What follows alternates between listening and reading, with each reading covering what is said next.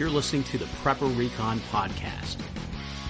For questions, comments, and podcast archives, go to prepperrecon.com. Ready Made Resources is a trusted name in the prepper community because they've been around for 18 years. They offer great prices on night vision, water filtration, long-term storage food, solar energy components, and provide free technical service. Get ready for an uncertain future at ReadyMadeResources.com. Trading Post in the Woods is ran by veteran crisis responders who know how important it is to be prepared. They specialize in comprehensive natural survival remedy kits, preparedness and homesteading supplies, as well as skills training. Visit them online today at tradingpostinthewoods.com. Hey Preppers and Patriots, this is a recording of my recent appearance on the Hagman Report with Doug Hagman. Enjoy the show. We're going to be talking about a lot of geopolitical issues with Mark Goodwin. This guy's got his finger on the pulse of current events, geopolitical events, the big picture, so to speak. We like to talk about the big picture. This guy has analysis that you need to understand because we're seeing a lot of news, a lot of events take place. And one topic that we're going to lead off in particular is about Obama in his waning moments. Not that he didn't do this before, but in his waning moments in office, poking the Russian bear. How would you like that? Real quick, Mark, just hang on. Sorry, I just got to tell this real quick story. Back in the 70s, when insurance, when people weren't suing everybody for their getting their feelings hurt, you used to be able to go up in the mall. They'd bring a bear up, and for like $20, you sign a release, and you get in this little ring, and you could wrestle a black bear. It was fun. Crazy, but fun. That was back in the 70s. So, hey. Anyway, this is the Obama version of that, except the bear is not a black bear, but a grizzly, and the stick is real, and the stakes are higher. But before we get to Mark Goodwin, folks, greeninnovative.com. That's greeninnovative.com. Go to hagmanreport.com and click on greeninnovative.com. That'll take you to a place that has one of the neatest devices you'll ever see. I mean, this thing is great. It is called the GMAG Power Cell.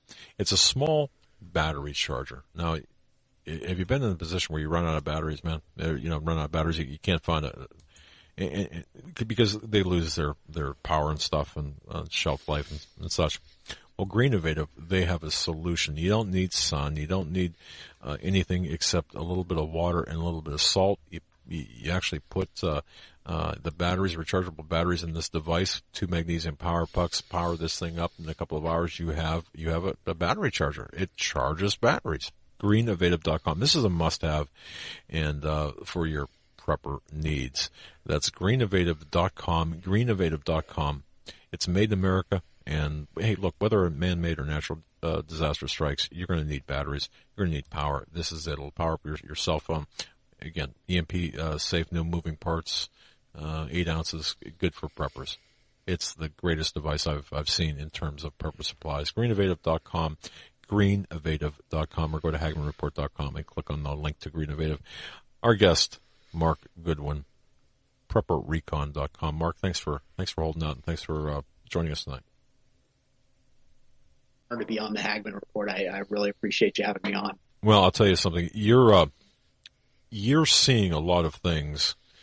Being in the being a prepper and being in the business, doing what you do, you've got you have to have a lot of insight, and you've got to do a lot of analysis on events because you've got to be prepared for anything. And I asked you right before you came on what you thought was what you want to start out of the gate with, and you said, and this is on my mind too, Obama poking the bear, Russia being poked. Let's talk about that. What do you see taking place? It's such a multifaceted problem too, Doug.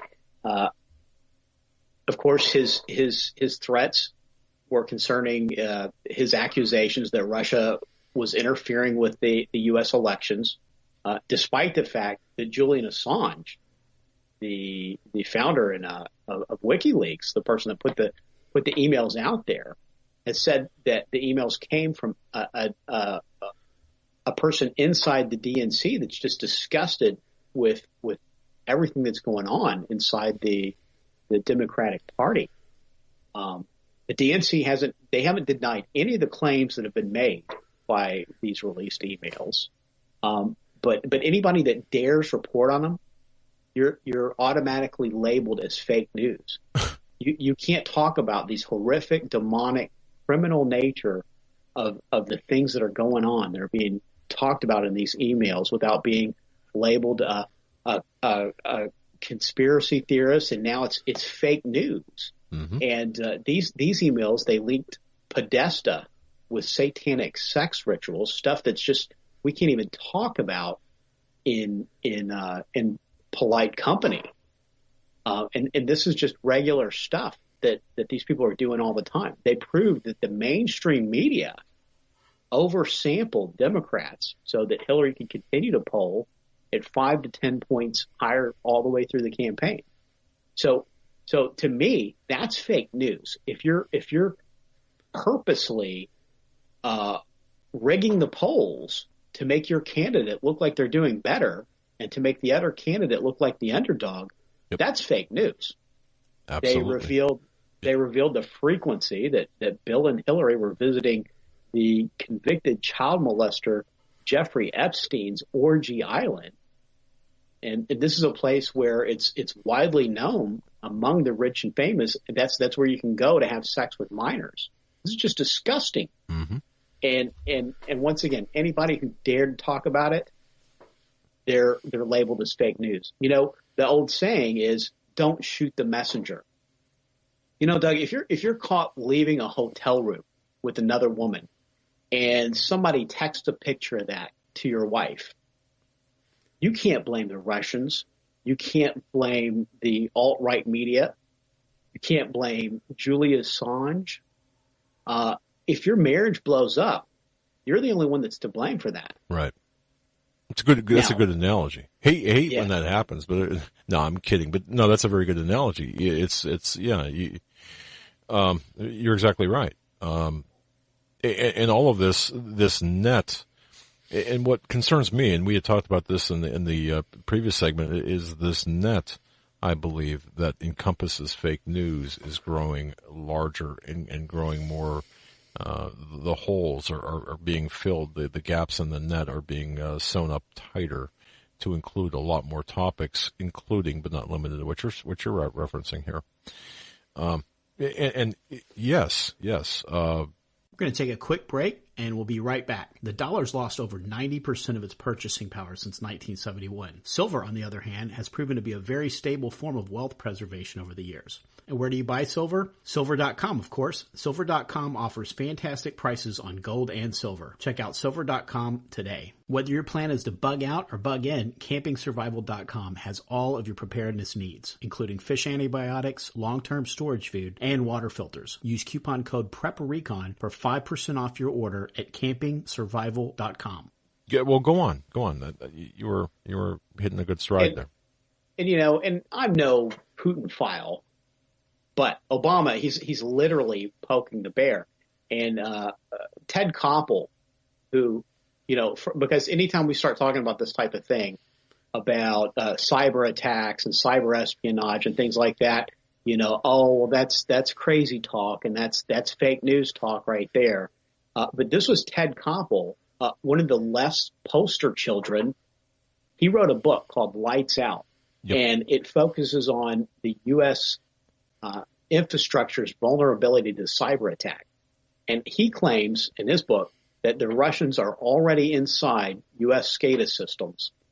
And SCADA systems, of course, are the computer that control grid electricity, gas pipelines, telecommunications, things of that nature. And at a time of their choosing, they could turn our lights out.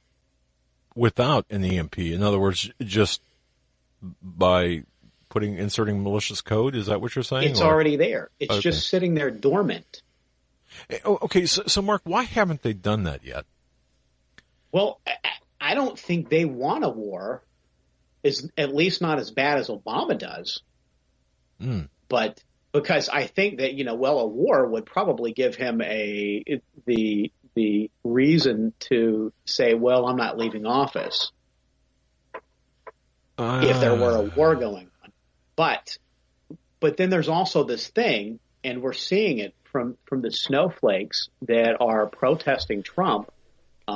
We've seen them out in Oregon. We've seen them in D.C. today. They were all over the place protesting Trump, saying that it's an illegitimate election and they don't accept the results. You know, we've had to deal with Obama for 8 years, and we all accepted it like mature members of society, as much as we hated, as much as we knew those 8 years were going to absolutely destroy this country. And what we've been given after these 8 years is, and not to say that Bush did so much better job, but we've been given this tattered piece of paper that no more resembles the Constitution than it does the morning news. And it's just our entire country's in shambles now. But you know, we said, okay, he won the election and we have to accept it, but they don't. Interesting. Yeah. Okay. And the mindset that you're seeing here with these protests, and I believe with Obama threatening, making these types of threats to a nuclear superpower that's already in our SCADA systems, is I think it's that mindset of imagine playing Monopoly with a 2-year-old. As soon as that 2-year-old sees that there's no chance of them winning, what do? They flip the board over. Mm-hmm. And it's this mindset that says, if we can't have America, if we can't have America the way we want it, if we can't continue our socialist progress to the left, then nobody can have it. And we'll flip the board over, and we don't care what happens. Interesting. And I think that's what we're seeing. And I think that's the motivation behind Obama's threats. He's never said anything like this. We've heard stuff like this out of Joe Biden, but you know, he's a kook. He's a complete kook. Yeah. In France now, and this is where we're headed. So this isn't a complete rabbit trail because this is our future. But in France, they had a commercial that showed adults with Down syndrome living these sort of normal lives, you know, and the whole thing was, you know, what can they do? And they said, well, they can make their mother smile, they can laugh, they can be happy, you know, and it shows these Down syndrome people with a quality of life. And they said, well, you can't air that because you're going to make mothers that aborted their children because they were going to have Down syndrome. You're going to make them feel bad. And it's this leftist snowflake mentality. It's like you murdered these children and you're worried about the mother's going to feel bad. And that's the bizarro world we were living in. We're not in Kansas anymore. But to the point of that is that, you know, what can they do? Well, evidently you can become vice president of the United States. Look at Biden. Yeah. Prefer not to, but okay. Yeah, no, you're right. And to speak about that snowflake mentality that's pervasive everywhere, including France. You know, this Washington Poster, I don't know where you saw this. I think it was in yesterday's editorial by Thomas Williams, citing this Ruth Everhart, who said that, well, as a rape victim, the statue, the presence of the statue of the Virgin Mary offended her or hurt her because she's a rape victim. And of course, the article was titled, "Our Culture of Purity Celebrates the Virgin Mary as a Rape Victim That Hurts Me," according to this woman. And to read this article, it's difficult to even read it because I was thinking, what is wrong with this woman? And seriously, there's got to be, to me, in my personal opinion, there's something seriously wrong with this woman.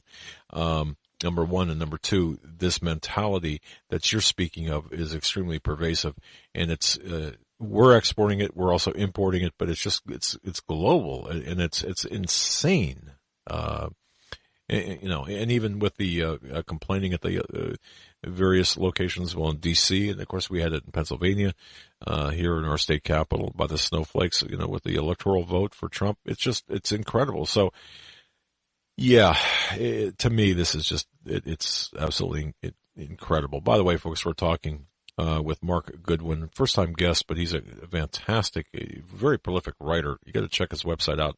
It's prepperrecon.com. That's prepperrecon.com. And Mark has, folks, take advantage of this. When you go to prepperrecon.com, Mark has something very special for you, and I think this is a very valuable tool. This is free to you. Free. Take advantage of this. Mark has written a 7-step survival plan that's available in PDF form to anyone who wants it. And take it. It's valuable to you. Go to Prepper Recon. That's Prepper Recon, RECON.com. And right at the in the masthead, right at the header there, you'll see it. You can see the 7-step survival plan. It's free to you. It's free. It's free. So take advantage of it. Take advantage of his expertise. But anyway, getting back to the issues of today. Well, you saw the news about I'm sure you did, about the Russian ambassador being shot in Ankara, Turkey, by the by the Turkish security detail guy. What was that about? How does that fit into things, do you think? I think he was an off-duty police officer. I'm sure that the story will change several times over the next few days. But it sounds to me like, of course, Turkey and Russia weren't on such great terms after Turkey shot down the Russian jet. And of course, Putin said, if something like that happens again, we'll be speaking of Turkey in the past tense. Mm. And ever since then, Erdogan's been sort of Putin's little puppet. And I don't know if that's sitting so well with the Turkish populace, and we're seeing the populaces rise up and say no to globalism, no to these governments that just want to impose their own beliefs on the rest of the populace, and I think that's what we're seeing there. If we can go real quickly back to what we were talking about. Yes, go ahead, sir. With Russia being in the SCADA systems, and I really appreciate you telling the folks about the 7-step survival plan, and that's just something I want folks to get out there to get, and I want them to read it. It just breaks it down into little bite-sized bits that you can follow a plan, because when you first get into prepping, it's overwhelming. But Doug, you got to think about the Russians being in the SCADA systems. This isn't we turn off your electricity and we'll reboot it in 24 to 48 hours. No, this is months, potentially years, with no grocery stores, no electricity, no ATMs, no gas pumps, no banking. No banking means no money. Within 24 to 48 hours, law enforcement are forced to walk off the job. They've got to go take care of their own families. Now, once that thin blue line that stands between civilized folks and the monsters, once that line's gone, all bets are off, and you are absolutely on your own. So if you don't have a plan, this is the time to get one, because this is what we're looking at. And we've got a president sitting in the Oval Office right now making threats to a country that's very well prepared to make that nightmare a reality for us. And things will get really bad really fast. And this isn't a new threat. So, once again, if you don't have a plan, this is the time to start putting one in place. Okay. And I think I'd be remiss not to ask you, how did we allow Russia into our SCADA systems to begin with? I almost believe we can't be that stupid, so there's got to be some level of frankly, conspiracy or some sort of collusion. How'd that happen? Go ahead.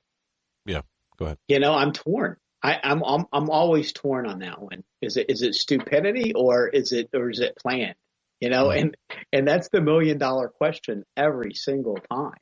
9/11, everything else. It's just, was it planned, or are we that stupid? You know, and I don't know. And I think you can make a really good pitch for either side of that coin, because there's some really evil people. And then Doug, there's the other side of it is, maybe if you think we're not smart enough you don't think that we have leaders smart enough to devise these types of wicked plans. There's spiritual powers behind all of that. Sure. And they influence people, and it doesn't necessarily have to be some genius that's smart enough to put this all together, but it could be some spiritual force that's been patient enough to put it all into play. I'm glad you brought that up. Obviously, we look at all of it just through the prism of Scripture as well, and I think that we're 2016 has been a year like no other in my view.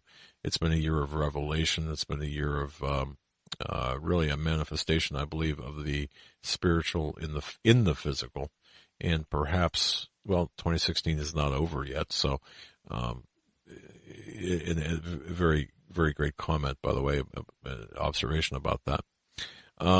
All right. Well, so we've got this overbearing issue with Russia right now, and Obama. And Obama blaming, or not just Obama, but Russia being blamed for, quote, interference in our elections, which is still kind of just like a bad smell that hangs in the air. How does that fit into all of this in your estimation? What do you think about that? It's hard to say, because, Hillary jumped from first she blamed after Comey issued the second investigation in October, she blamed the election results on Comey, and then she blamed it on Huma, and she told her that it was her fault for not keeping those emails tightened down, and then it was the Russians, and then it's the fake news. It's just they're just clawing to try to find a boogeyman. But it goes back to my point that I made earlier. If you're cheating on your wife and you get caught, you can't blame anybody but yourself, because none of this is whipped up propaganda. It's all true stuff. That the reason she didn't get elected may be because it all came out, and regardless of whose fault it is that it came out, it's her fault. It's the mainstream media that her campaign colluded with. It's her campaign manager, Podesta. It's their fault. It's their fault for their behavior. Right. It's her fault for going to Epstein's Island. You should not associate with people like that. Oh, period. Of course not. I don't care who you are. I don't care if you're a bag boy at the grocery store. But if you've got political ambitions, you've got to be an idiot to hang around with convicted child molesters. Of course. Because you have to know that stuff's going to come out on you. Yeah, and we had Brittany Pettibone on in the segment before. You came on and we were talking about that very issue about Pizzagate and about what is termed as Pizzagate, and of course, just everything that's coming out about these perverts and power, and as you said, you can't. They are shooting the messengers. They're shooting at the messengers. They're trying to shut us up and shut us down collectively and individually. It's not a good situation at the moment. And I think to a degree, they've lost some control. But getting back to Obama here, because today with the Electoral College vote confirming Trump as the next or the 45th president, Obama is going to hang around D.C. for a while, it seems. And that's kind of unusual. I don't really have a great feeling about that. And some say it's so he can be a part of or superintend the shadow government or have some level of continued influence in D.C. But here we are 32 days out from from the passing of or Trump getting into the White House.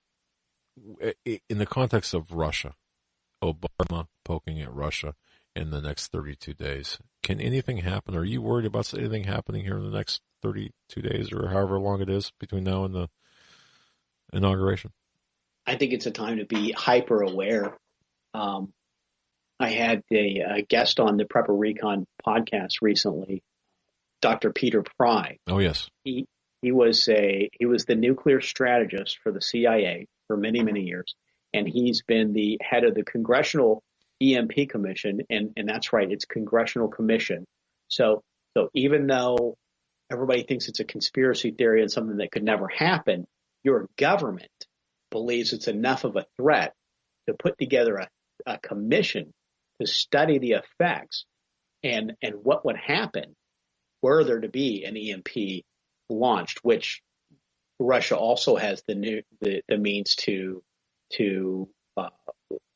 hit us with an EMP by way of a high altitude detonated nuclear device as well as a cyber attack. So they have multiple ways that they could hit us if Obama was successful in starting a war. I'm hoping that cooler heads are going to prevail there. I'm hoping that perhaps Trump is already is speaking with them to try to assure them that nothing like that's going to happen, and that if something does happen, that he'll do everything that he can to rectify the situation on the 20th. Right. So, yeah, and that concerns me. But I do feel that there is some dialogue already in place. Well, we know that Trump has reached out to some world leaders, and I do have to believe that obviously one's been Putin. I do believe, but okay, yeah. This, and as we were talking before the show, folks, this is not the time, in my view, and I know Mark shares this view. This is not the time just to sit and relax, because we are facing it. Folks, I'm telling you, the battle is just starting. It may seem like, we've won a great victory. And of course, I don't believe that to be the case in terms of the bigger picture. So we have to expect the unexpected and prepare for that as well. Our guest is Mark Goodwin. His website, prepperrecon.com. That's prepperrecon.com. Take advantage of his free PDF file for the 7 steps for survival. And also check out his books. Check out all of whatever he's got, everything he's got at prepperrecon.com. That's the end of the first half of my guest appearance on the Hagman Report with Doug Hagman. Tune in next week for the rest of the show. In A Haunt for Jackals by best-selling author Mark Goodwin, Danny Walker's survival retreat has been devastated by violence since the detonation of the EMP. Regent Slusher's designs on absolute power have already brought him to Danny's doorstep once, leaving a trail of blood and heartbreak in his wake. Another conflict with a malicious dictator will spell certain death for the remaining members of the compound. Danny's only hope is to infiltrate Schlusher's camp and bring him down from the inside. It's a risky proposition. If he is caught, he'll be executed as a spy, but there is no other alternative. In this epic struggle between good and evil, Danny's mettle will be tested, his faith will be tried, and he'll have to dig deep for the courage to continue. Buy your copy of A Haunt for Jackals, Book 3 of 7 Cows, Ugly and Gaunt, in paperback, Kindle, or audio edition from Amazon.com today.